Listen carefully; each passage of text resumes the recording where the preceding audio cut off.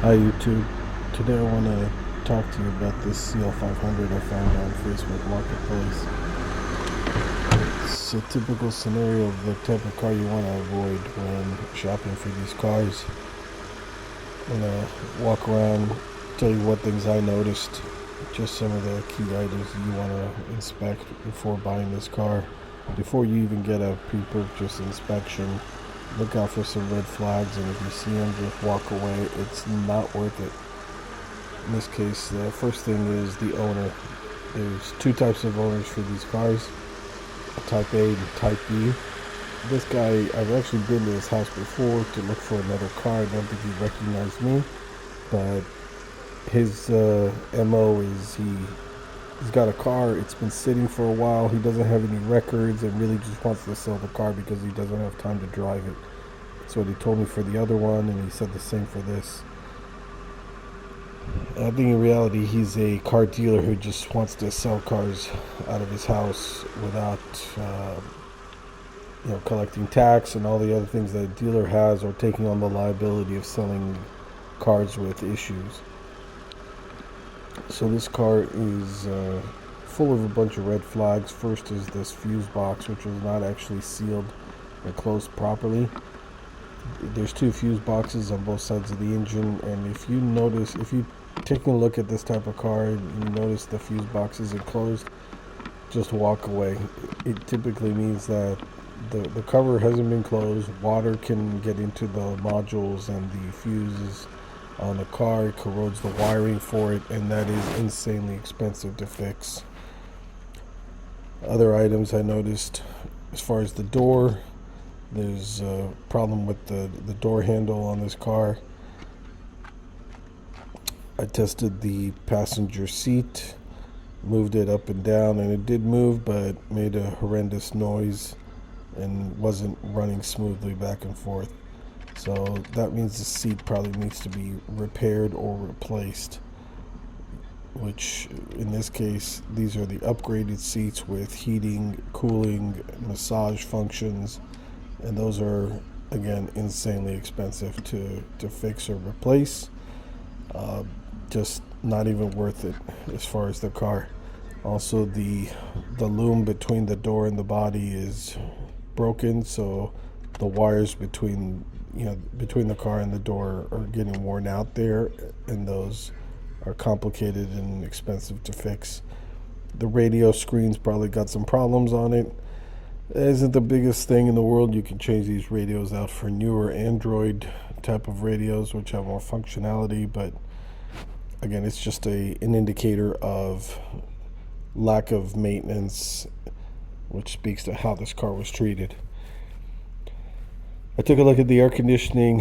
It also isn't functioning as ideally as you'd want. Same indicator of neglect.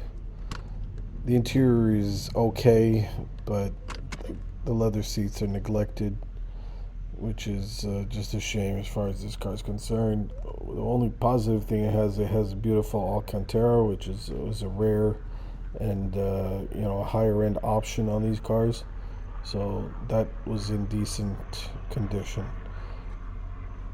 But the massage seats on these cars were not working. I was just trying to look at them. There's some loose wiring also underneath the seat, meaning someone's tried to fix some things on this car, but the air bladders that are inside the seat were not inflating properly. That generally means that the pump in the trunk that controls the seats, the headrests, the central locking for the car, and the trunk mechanism and soft close for the doors is not functioning. I recommend anyone who has these cars to disable the lumbar inflation with that pump. Just turn off that feature so that you can dedicate the pump to soft close and lock and unlock of the doors. That's probably the most important function. And here we also see that the soft close on the door is not working properly. So definitely that pump is a problem. The fuel filler door is not opening, which means it's jammed shut. Again, that's controlled by that PSC pump in the trunk. and the trunk itself will not open or close. All these things, each one of these items is $500 or more to repair at the end of the day. Other problems about this car is around the seams of the roof. You've got some bubbling up of the paint, so there's underpaint corrosion, which is just a shame because it's a beautiful white color on these, which is very rare, and that could be repaired, but that's a big investment in time and money. So going into the passenger side, the wood trim around the door control, the seat controls, is loose, which means someone's been fiddling with that, trying to get some things working. The driver's seat is also not working as smoothly as possible. It runs, but it barely runs, and that means it's like an imminent failure. The leather's worn out as well, so that's just not a good sign. Beyond that, I tested the sunroof, which was not working properly. It just pops up and down, but doesn't move open and close. Air conditioning wasn't working properly, and all those things are just not good indicators of the type of car that you want to buy. So, like I said, this is definitely a Type A type of owner, which you should avoid. The younger guy that has no information about history, doesn't really take pride in the car itself, and just wants to pass along his problems to someone else, and is selling the car at exorbitant amount. I'd say a car like this should be maybe $1,000 or $2,000 as a parts car. It is a massive project car if you wanted to buy that, and just totally not worth it. It'd be great for parts. Definitely could be utilized for that, but otherwise it's a little too far gone for repairs.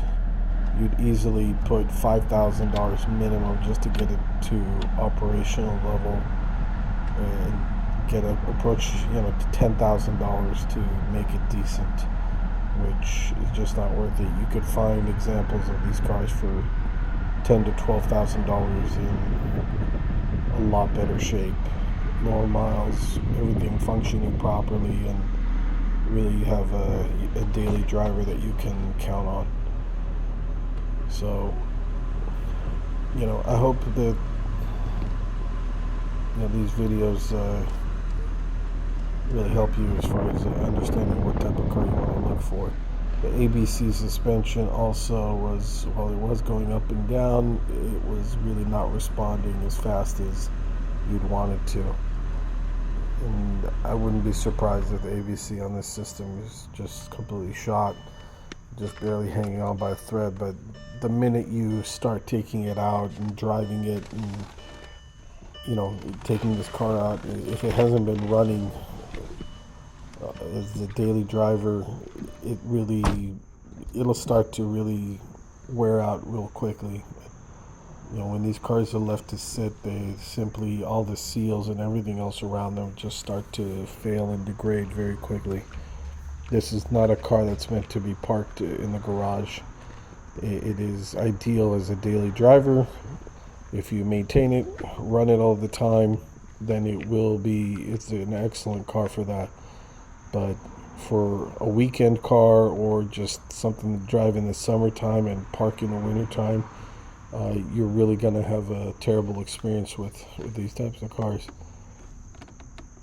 Engine was running okay. It didn't sound as great as you'd want it to sound for a healthy engine. There's some indicators of some corrosion around the engine area. Headlights need to be polished and cleaned up. But what can I tell you? Overall, it doesn't look terrible when you look at it underneath. Of course, I didn't see if there was a lot of rust, but looks pretty decent around the suspension area.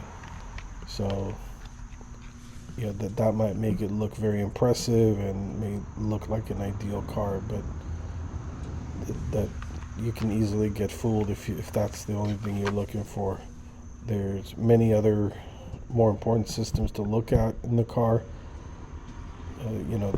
Whether or not the fluid's been changed in the hydraulic suspension or the transmissions or anything else. There's a lot of things that need to be checked in a pre-purchase inspection by a really good mechanic. But again, the red flags that you're seeing here in just this cursory look at the car really indicates this is one that you want to avoid.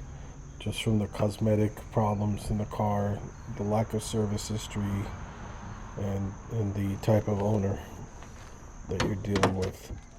So yeah, this is one you want to walk away from.